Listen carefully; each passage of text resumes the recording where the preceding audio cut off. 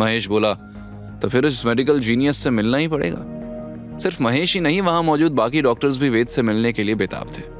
ये सुनकर महेश मन ही मन झुंझला उठा, लेकिन उसने कुछ कहा नहीं। तभी मयंक वेद के साथ वहां पहुंचा। महेश अंकल, मैं डैड के एक्सपर्ट डॉक्टर को ले आया। जैसे ही दरवाजा खुला तो महेश और बाकी डॉक्टर्स वेद का हुलिया देखकर दंग रह गए। महेश हैरानी से बोला, ये एक्सपर्ट डॉक्टर है? सबके दिमाग में यही सवाल था। तब गिरीश ने एक्साइटेड होकर कहा, थैंक यू फॉर कमिंग वेद। वेद मुस्कुराया और डॉक्टर से बोला, तो ऑपरेशन शुरू करें। तब महेश उसके सामने आ गया और पूछा, तुम डॉक्टर हो? तुम्हारे पास लाइसेंस है? दिखाओ अपना मेडिकल लाइसेंस। वेद ने कंधे उचकाकर कहा, मेरे पास कोई लाइसेंस नहीं है, ना ड्राइविंग लाइसेंस और ना ही मेडिकल लाइसेंस। मेरे पास डिग्री भी नहीं है, लेकिन मेरी स्किल्स किसी भी एक्सपर्ट से कम नहीं। ये कहकर वेद ने ऑपरेशन थिएटर के अंदर जाने के लिए जैसे ही एक कदम आगे बढ़ाया, वहीं रुक जाओ। डॉक्टर बनकर लोगों को ठगते हो, तुम्हें शर्म नहीं आती? डॉक्टर्स के प्रोफेशन को तुम जैसे लोगों ने बदनाम कर रखा है। यह सुनकर वेद ने भौहें चढ़ा ली।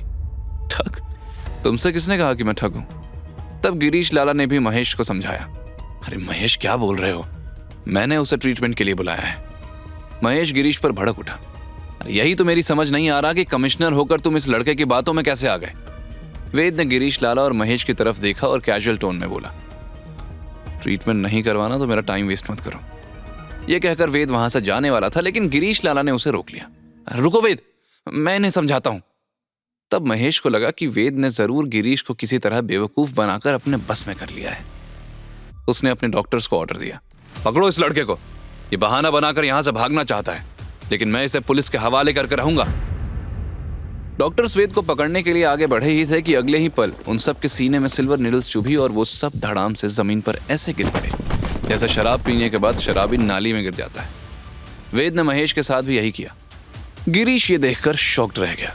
पुलिस के करियर में उसने ऐसी ट्रिक कभी नहीं देखी थी।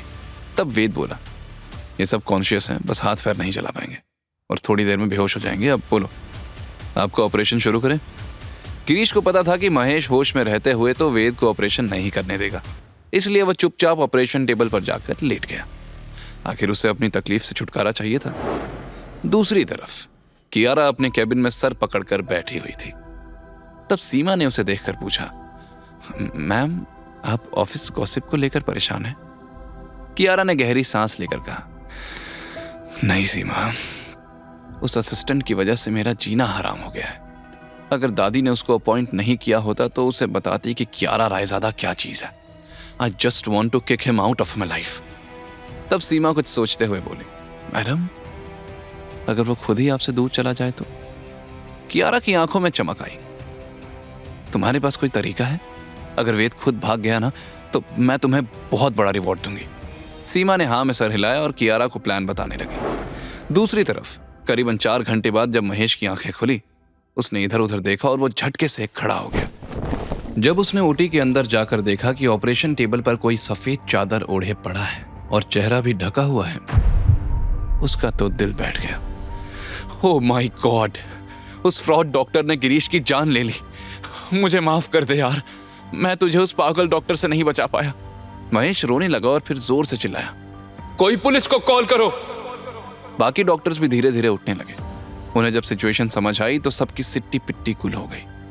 अगर ये पता चला कि फ्रॉड डॉक्टर ने उनकी मौजूदगी में उनके हॉस्पिटल में ऑपरेशन करके कमिश्नर को मार डाला तो क्या होगा। सबको अपना फ्यूचर जेल के पीछे नजर आ रहा था। तभी वेद हैंड वॉश करके वापस आया तो महेश ने उसे देखते ही कहा, कैच दिस मर्डरर। सारे डॉक्टर्स उसकी तरफ दौड़े और जैसे ही वेद ने हाथ में सिल्वर नीडल्स दिखाई तो सब रुक गए। वेद उन्हें देखकर चिल्लाया, अरे तुम लोग पागल हो गया? मैंने किसी को नहीं मारा, बेवकूफ डॉक्टर्स। पता नहीं किसने इन्हें डिग्री दे दी। तुम लोगों को सामने मशीन में हार्ट बीट नहीं दिख रही है? यह सुनकर सारे लोग चौंक गए। महेश ने तुरंत पलट कर देखा तो वाइटल्स ऑन थे और पास ही ट्रे में खून से सनी गोली पड़ी थी। महेश हैरानी से बड़बड़ाया, दिस इज इम्पॉसिबल, इम्पॉसिबल। उसके सिर में 5 साल से गोली फंसी थी, गोली निकालना इम्पॉसिबल था। वेद ने एरोगेंटली कहा, तुम लोगों से नहीं हुआ तो इसका मतलब किसी से नहीं होगा क्या? महेश का चेहरा सफेद पड़ गया, उसकी आंखें फटी की फटी रह गई। तब वेद बोला, बाकी का काम खुद देख लेना। यह कहकर वो ऑपरेशन थिएटर से बाहर निकल गया। वहीं महेश और डॉक्टर सब भी हैरान थे। महेश वेद से बात करना चाहता था, लेकिन वेद तो फुल स्पीड में हॉस्पिटल से बाहर निकल गया। आगे की कहानी जानने के लिए देखें अगला एपिसोड सिर्फ पॉकेट एफएम के यूट्यूब चैनल पर, और के फॉर किंग के सारे एपिसोड्स को सुनने के लिए डिस्क्रिप्शन में दी लिंक से डाउनलोड करें पॉकेट एफएम ऐप।